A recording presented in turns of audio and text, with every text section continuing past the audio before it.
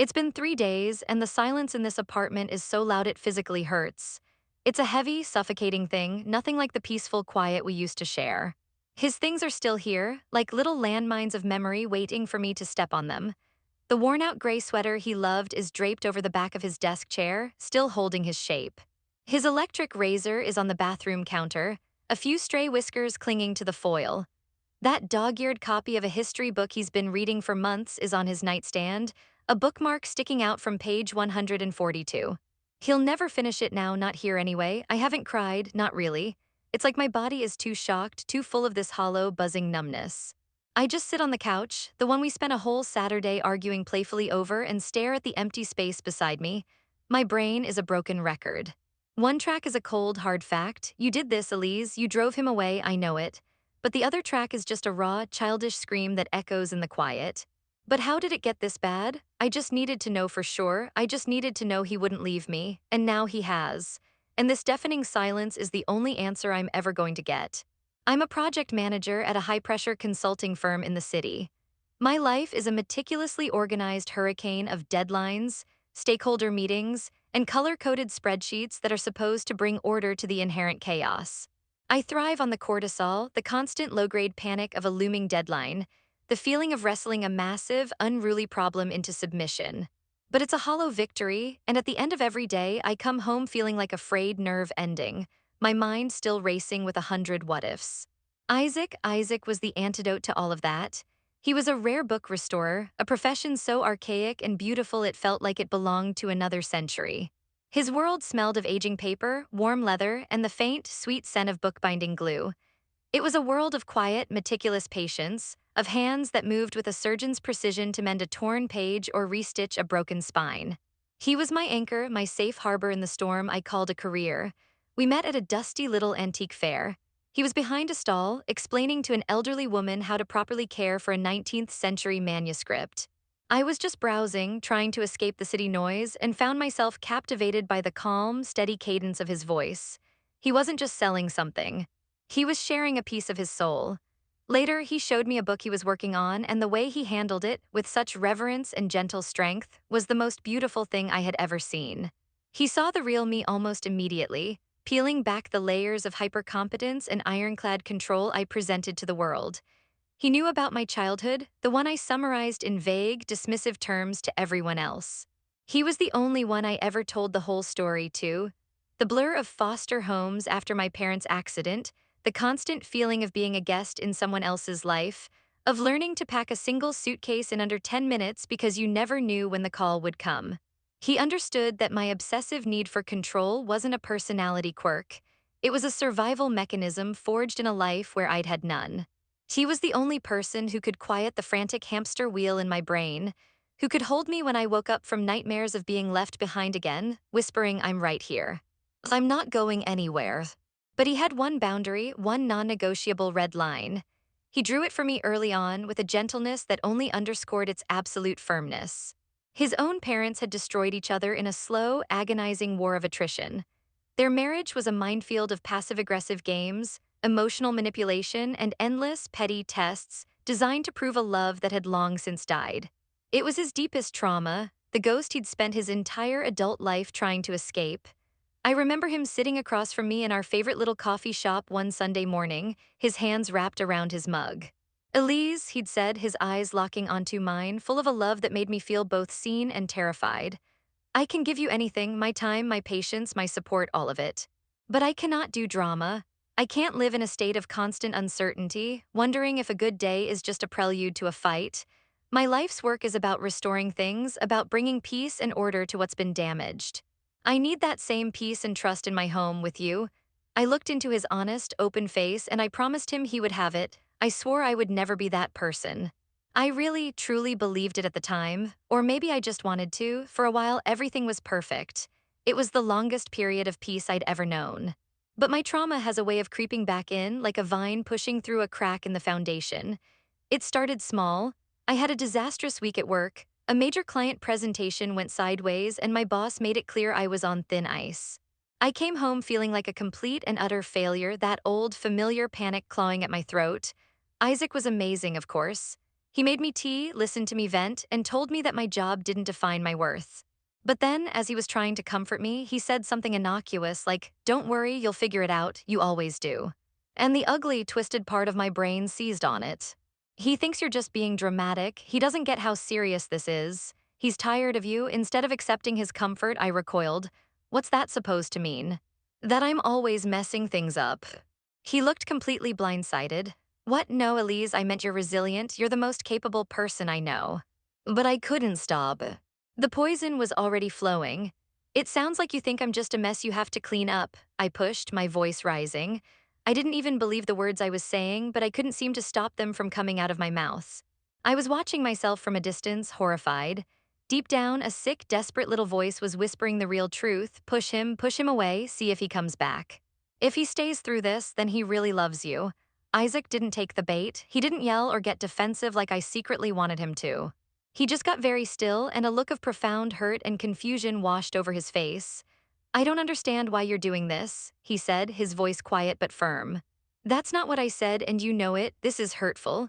He didn't leave the apartment that night, but he might as well have. He slept on the couch, and for the first time, a wall went up between us. It was invisible, but I could feel its cold, hard surface every time I got near him. The next morning, he accepted my tearful, mumbled apology. But the worst part? The most twisted, pathetic part? When he hugged me and said it was okay, a wave of sick relief washed over me. He stayed. The test worked. And that fleeting feeling of security was enough to make me forget the damage I had just done. It was the first dose of a poison I would soon become addicted to. That first test was like a gateway drug. The sick relief I felt when he stayed was so potent, so addictive, that it began to overshadow the immediate, burning guilt. My traumatized brain, in its desperate and stupid logic, had found a new coping mechanism, and it started demanding higher and higher doses. The tests became more frequent, more elaborate, a spiraling descent into a madness I was fully, horribly aware of but felt powerless to stop. I started small, with plausible deniability. I'd deliberately show up 20, then 30 minutes late for a dinner reservation we'd made weeks in advance at his favorite Italian place. The whole cab ride over, my heart would be hammering against my ribs, a toxic cocktail of anxiety and anticipation. Will he be there? What if he left? The moment I'd walk in and see him sitting at the table, a book open in front of him, the relief was so overwhelming it was almost euphoric. He always was there, but the easy, open smile he used to greet me with was replaced by a tight, strained one. Traffic was bad, he'd ask, his voice carefully neutral, already knowing it was a lie. I'd see the flicker of deep disappointment in his eyes before he masked it, and instead of feeling the shame a normal person would feel, I'd get a perverse little jolt of victory. He waited. He wouldn't leave me over something like this. Then I escalated. I started accidentally bringing up my ex-boyfriend in conversation, weaving in casual mentions of places we'd gone or inside jokes we'd had. Oh, this cafe reminds me of a place David used to love. I'd say, watching his face like a hawk for a reaction, a flicker of jealousy, a tightening of his jaw, anything to prove he was scared of losing me. But Isaac was too principled for those games. He would just get quiet and take a slow sip of his coffee. That's nice, Elise, he'd say, his voice flat, before deliberately changing the subject to ask about my day. He refused to be drawn into the drama. His refusal, his quiet dignity, should have been a bucket of ice water on my insanity. Instead, it just made me want to push harder, to find the button that would finally make him crack. I was living a bizarre double life. In my head, I was a rational woman screaming at myself in a constant internal monologue. What the hell are you doing? You love this man more than anything. Stop this, you lunatic, you're going to lose him. But my actions were those of a saboteur methodically planting little emotional bombs in the foundation of our life together. The apartment, once our sanctuary filled with the smell of his baking bread and the sound of old jazz records, became a tense, silent stage. The air grew thick with unspoken things. It was no longer a partnership. It was a hostage situation where I was the kidnapper and his unconditional love was the ransom. He stopped trying to understand my outbursts. He just endured them. He'd retreat into his work, spending longer and longer hours in his studio at the back of the apartment, the quiet scratch of his tools the only sound for hours. The silence from his end grew heavier, more profound. It wasn't an angry silence. It was the silence of exhaustion, the silence of a man who was slowly, heartbreakingly giving up. I could see the light in his eyes dimming a little more after each test. And still, I couldn't stop. I was convinced that if I could just push him to the absolute limit and have him stay, I'd finally feel safe. I'd finally silence the terrified child inside me who was convinced everyone leaves eventually. I was too blind, too lost in my own fear to see that I wasn't testing his love. I was systematically destroying it. The final straw came on a Saturday night at our friend Olivia's birthday party. It had been a terrible week for me. I'd been passed over for a promotion I'd been working towards for a year. A younger, shinier colleague getting the spot I was sure was mine. I was seething with a bitter mix of professional jealousy and personal failure, and I carried that ugliness with me to the party like a concealed weapon. Isaac, as always, was my rock. He held my hand in the cab on the way there, letting me rant, telling me he was proud of me no matter what. But I was too deep in my own toxic sludge to hear him. At the party, surrounded by our cheerful, successful friends, my sense of inadequacy grew with every glass of wine. Later in the evening, we were all sitting around a big table, laughing and sharing stories. Someone, a friend of Olivia's I didn't know well, turned to Isaac. "So Olivia tells me you restore old books," he said, his tone friendly and curious. "That's so unique, what's it like?" And in that moment, fueled by cheap wine and a week's worth of resentment, I saw my chance. It was the ugliest, most calculated impulse I've ever had. I wanted to hurt him. I wanted to make him feel as small and insignificant as I felt. I let out a short, dismissive laugh. "Oh, him," I said, waving a hand flippantly in his direction. The words felt like acid in my mouth even as I spoke them. "He's just like the books he fixes." Quiet, steady, and honestly a little bit boring. I looked around the table, forcing a smile, seeking validation from the crowd. But hey, at least he'll never leave me, right? I mean, who else would want a guy whose life revolves around dust and glue? The laughter at the table died instantly. It was like a switch had been flipped, plunging the entire group into a thick, horrified silence. Everyone stared at me, then at Isaac, their expressions a mixture of shock and pity. I saw his face. The color drained from it completely. It wasn't anger or embarrassment I saw in his eyes. It was a look of pure, unadulterated devastation. It was the look of a man who had just been publicly gutted by the one person in the world he trusted not to. I hadn't just insulted his passion, I had weaponized it and used it to humiliate him in front of our friends. I had taken the very core of his gentle, patient soul and branded it as pathetic. And in the echoing silence, I knew with absolute certainty that I had finally gone too far. The cab ride home was a tomb. The silence was absolute, broken only by the sound of the city rushing past outside. I was stone cold sober now, the alcohol replaced by a tidal wave of panic and self-loathing. I kept opening my mouth to say something, anything, an apology, an excuse, but the words wouldn't come. What could I possibly say? "I'm sorry I eviscerated you in front of our friends." It all sounded so pathetic, so hollow. When we got back to the apartment, he didn't start getting ready for bed or tidying up the way he usually did. He just walked into the living room and sat down on the edge of the sofa, his back ramrod straight. He waited for me to come in and then looked at me. It was a calm, steady gaze, devoid of the anger I was prepared for. What I saw was worse. It was a profound, bottomless disappointment. This was it. The confrontation I had been simultaneously dreading and subconsciously pushing for. "Elise," he began, his voice perfectly level, which was somehow more terrifying than if he had been screaming. "I love you. I think I will always love some part of you. I even think I understand the fear that makes you do these things." He paused, taking a breath. "But I cannot let you use my love for you as a weapon to hurt me anymore. I am not your punching bag. I am not a test subject in some twisted experiment to prove you're worthy of love." He looked around the room at the life we had built. "My work, my passion for bringing broken things back to life, that is not a joke. It is not something for you to belittle to make yourself feel better when you're down. I told you from the very beginning what I needed: trust, peace. And you have taken that need and systematically, deliberately trampled it into dust." Every word was a perfectly aimed blow, stripping away all my defenses. He wasn't accusing me, he was just stating facts. He stood up, his movements slow and deliberate. "I'm tired, Elise," he said, and the weariness in his voice cracked my heart in two. "I am just so tired." Then he walked into the bedroom. I heard a zipper. He came back out a moment later with a small duffel bag I'd never seen before. It was already packed. He walked to the door, didn't even look back, and said, "Goodbye, Elise." Then he was gone. The door clicked shut, and the silence he left behind was the loudest sound I had ever heard. The 72 hours after he walked out are a blur of pure, frantic desperation. The moment the numbness wore off, I was a woman possessed. I called his phone, straight to voicemail. I called again, voicemail. After the 10th try, I realized he must have blocked my number. I switched to text messages, sending a rapid-fire barrage that swung wildly between hysterical apologies, pathetic begging, and flashes of angry, accusatory nonsense. I'm so sorry I was drunk, I didn't mean it. Please, Isaac, don't do this, you can't just leave. How could you be so cruel? Each message was met with the same sterile, damning silence. No delivery receipt, blocked there too. I tried WhatsApp, Instagram, even his ancient, barely used Facebook account. Nothing. It was like he had surgically removed me from his digital life with terrifying speed and precision. On the third day, running on nothing but caffeine and sheer panic, I called Olivia.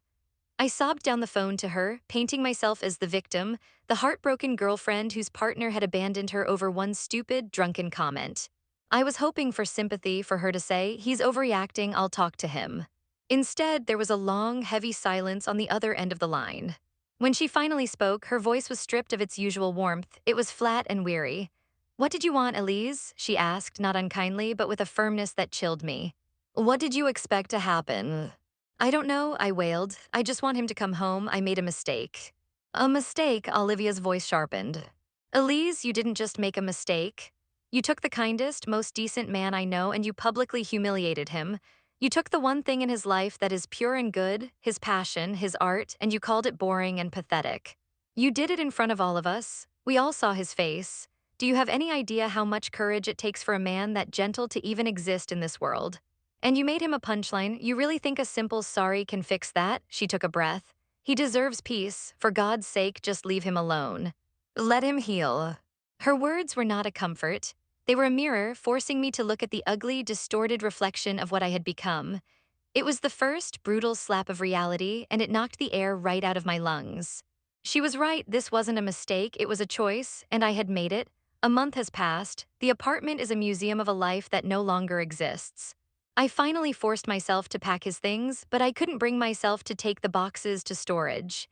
They're just sitting in the spare room, a monolithic tombstone to my failure. Last night, in a fit of masochistic despair, I needed to clear some old files off his laptop that he'd left behind. That's when I found it.